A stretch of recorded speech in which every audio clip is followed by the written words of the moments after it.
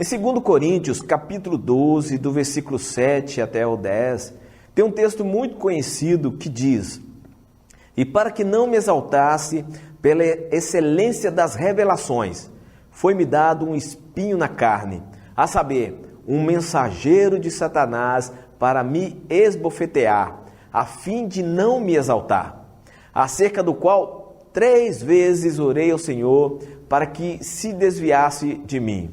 E disse-me: a minha graça te basta, porque o meu poder se aperfeiçoa na fraqueza.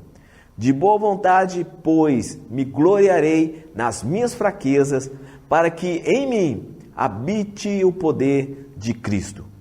Por isso tenho prazer nas fraquezas, nas injúrias, nas necessidades, nas perseguições, nas angústias por amor de Cristo.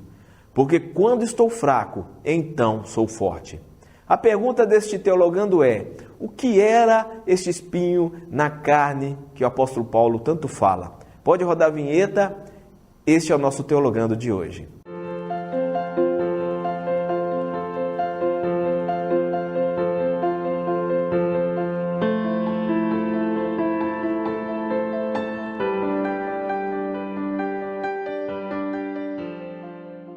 Sobre o espinho na carne, que o apóstolo Paulo fala, ninguém sabe ao certo, mas vou apresentar aqui alguns argumentos teológicos. O primeiro deles, que é apresentado, geralmente é sobre tentação sexual. Paulo combatendo a carne? Talvez. Afinal, Paulo era um homem solteiro. Ele descreve a sedução como alguém que sofresse com esse tipo de tentação. Em Romanos capítulo 7, no versículo 18 e 19, ele escreve: "Porque eu sei que em mim, isso é, na minha carne, não habita bem algum, e com efeito, o querer está em mim, mas não consigo realizar o bem, porque não faço o bem que quero, mas o mal que não quero, esse eu faço." Estaria Paulo pedindo a Deus para, de uma vez por todas, livrá-lo desse tipo de tentação? Agora nós vamos para a segunda hipótese. Talvez o problema não fosse a carne, mas os inimigos. Não a tentação, mas sim a oposição. A passagem sugere essa possibilidade. "Foi-me dado um espinho na carne, a saber, um mensageiro de Satanás para me esbofetear." Paulo tinha a sua cota de pessoas que faziam oposição a ele. Eram aqueles que questionavam o seu apostolado. Você pode ler em 2 Coríntios, capítulo 12, versículo 12. Alguns que eliminavam a mensagem da graça. Pelo jeito, quando Paulo escreveu que esse mensageiro de Satanás fora enviado para esbofetear-me, ele não estava exagerando. É só ler a sua história e vai ver que sempre tinha alguém acusando, colocando ele na prisão, batendo com o açoite, situação bem difícil para qualquer ser humano. Em 2 Coríntios, capítulo 11, do versículo 23 a 26, ele diz assim: "Trabalhei muito mais, fui encarcerado mais vezes, fui açoitado mais severamente e exposto à morte repetidas vezes. 5 vezes recebi dos judeus 40 açoites menos um.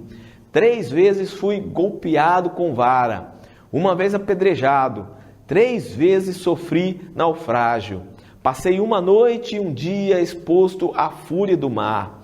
Estive continuamente viajando de uma parte a outra. Enfrentei perigos nos rios, perigos de assaltantes, perigos dos gentios, perigos na cidade, perigos no deserto, perigos no mar e perigos dos falsos irmãos." Vocês acham errado alguém pedir alívio da dor e das acusações que vinha sofrendo? Um ser humano pode aguentar tanta tortura? Imagina a dor depois de levar chicotadas nas costas e ficar preso no cárcere em Filipos com as costas no chão. A nossa terceira hipótese, claro que havia também aqueles que achavam que Paulo merecia cada chicotada que ele recebeu, o que nos leva a essa terceira opinião. Alguns pensam que o espinho era a sua natureza esquentada. Antes de conhecer a graça, ele consentiu na morte de Estevão. Prendia homens e mulheres que falavam de Jesus. Depois que conheceu a graça, ele, vamos dizer no palavreado mineiro, ele passava sabão nos crentes. Exemplo, Gálatas capítulo 2, versículo 11, diz assim: E chegando Pedro a Antioquia, lhe resisti na cara, porque era repreensível. Escreveu como um verdadeiro diplomata. Do ponto de vista de Paulo, ou se estava do lado de Deus ou do lado do diabo. E caso a pessoa escorregasse do primeiro para o segundo, ele não fazia segredos. Como ele escreveu: Himeneu e Alexandre, os quais entreguei a Satanás para que aprendam a não blasfemar. Está em 1 Timóteo capítulo 1, versículo 20. Todos ao alcance da língua e da caneta sabiam como ele se sentia e sabiam quando tirar o corpo fora. A outra opção pode-se conjecturar que o espinho não fosse tentação, oposição ou relações públicas. O espinho pode ter sido o seu corpo. Lembra-se de suas palavras no final de uma de suas cartas? Verde com grandes letras vos escrevi por minha mão. Gálatas capítulo 6, versículo 11. Talvez seus olhos fossem doentes. Pode ser que ele nunca tenha se recuperado daquela viagem a Damasco. Deus chamou-lhe a atenção com uma luz tão intensa que o deixou cego por 3 dias. Talvez ele nunca tenha sarado totalmente. Pode ser que a sua clara visão da cruz tenha lhe vindo a custo de não mais ver com clareza as outras coisas. Ele escreveu aos Gálatas: se possível fora, arrancaríeis os olhos e os daríeis. Gálatas capítulo 4, versículo 15. Na profissão de Paulo, deficiência visual poderia ser fator de risco. É difícil viajar se você não pode ver a trilha. Não é fácil escrever cartas se você não pode ver a página. Visão enfraquecida leva a forçar os olhos, o que leva a dor de cabeça, que por sua vez leva a longas noites e longas orações por alívio. Deus, alguma chance de eu poder ver? É difícil impressionar a multidão se você está fazendo contato visual com uma árvore achando que é uma pessoa. Agora nós vamos à última possibilidade.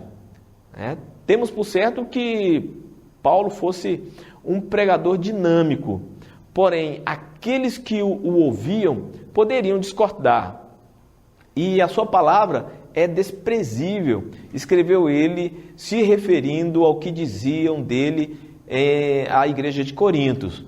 O apóstolo Paulo, ele não discutiu com eles. E eu estive convosco em fraqueza e em temor e em grande tremor. A minha palavra e a minha pregação não consistiram em palavras persuasivas de sabedoria humana, mas em demonstração do Espírito e em poder. 1 Coríntios, capítulo 2, versículo 3 e 4. Interpretação? Tipo assim, eu estava tão assustado que gaguejei, tão nervoso que esqueci meu objetivo. E o fato de vocês terem ouvido de algum modo alguma coisa é testemunho para Deus. Vamos ceder por um instante e rotular isso. Eu não sei como você visualiza Paulo, mas a imagem ela pode ser mudada. Tentado muitas vezes, sempre ganhava uma surra, temperamento forte, visão embaçada, língua afiada. Temos muitas deduções. Eu vou te dizer que o espinho na carne ainda é um mistério, que só o próprio apóstolo e Deus sabem o que é. Eu espero ter ajudado. Esse foi o nosso Teologando de hoje.